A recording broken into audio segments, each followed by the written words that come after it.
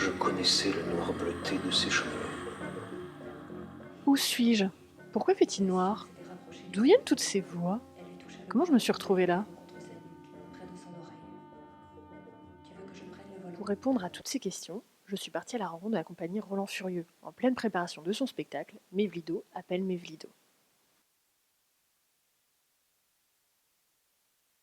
Alors je suis Laetitia Pitz, je suis responsable artistique de la compagnie Roland Furieux et voilà, on vous présente Mevlido appelle Mevlido qui est la dernière création de la compagnie.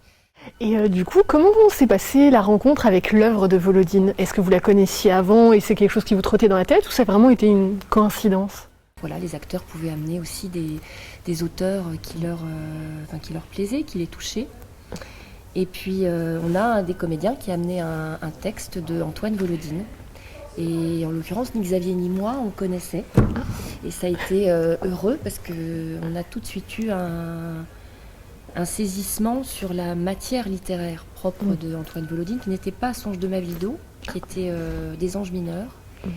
Et où ça faisait donc déjà quelques années qu'on travaillait ensemble et où on s'est dit que cette littérature de Volodine nous permettait de vraiment creuser cette question qui nous saisit à chaque fois qu'on collabore ensemble, c'est-à-dire de ce côtoiement du texte et de la musique.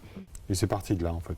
Tout doucement, on est venu à cette idée et Laetitia m'a proposé de travailler plus précisément sur ce texte qui est comme l'adaptation d'un roman, donc c'est un gros bazar à faire, hein. C'est pas un texte qui se laisse faire non plus très très facilement, donc c'est intéressant de l'adapter, de le faire entendre.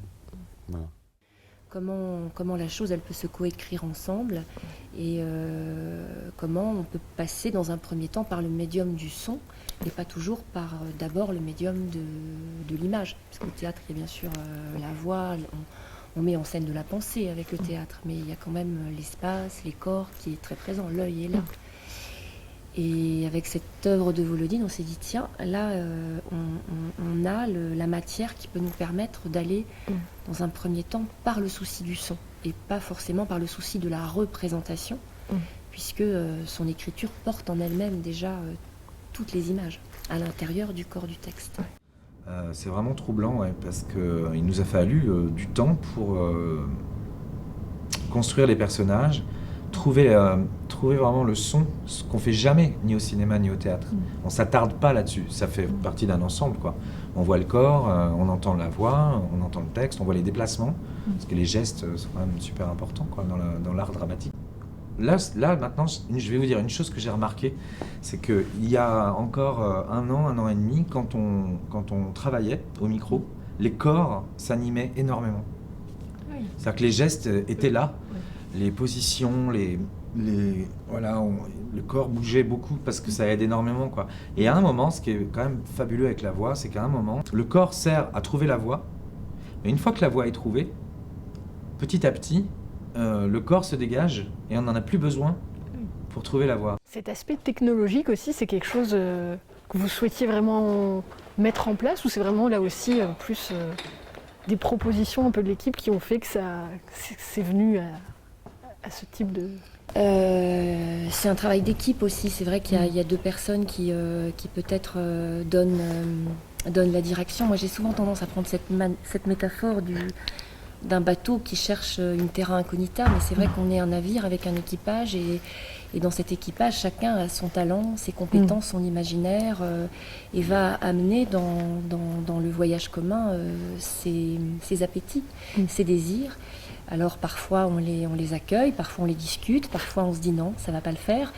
Mais j'espère en tout cas qu'il y a eu des espaces de liberté pour chacun. Et cet outil technologique dont tu parles, effectivement, c'est venu parce que Romain maîtrisait certains outils, par exemple d'écriture de la multispatialisation. La spatialisation sonore, ça consiste à spatialiser un son, c'est-à-dire, ou des sons, tous les sons, c'est-à-dire les placer dans un espace sonore.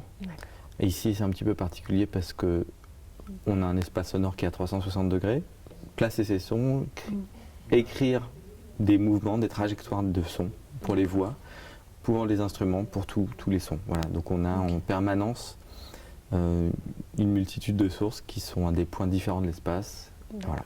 Alors l'effet recherché, je ne sais pas, en tout cas l'effet créé, c'est que c'est quelque chose de très immersif qui nous permet toute une latitude d'écriture que ne nous permet pas un espace stéréo plus classique, puisqu'on peut avoir des choses qui se passent devant, d'autres sur les côtés, d'autres à l'arrière, des choses qui se déplacent, ça donne une lisibilité, une lecture du son qui n'a rien à voir avec une stéréo classique où toutes les choses sont beaucoup plus compactes. Ici on peut rajouter des sons et toujours continuer d'entendre ce qui se passe.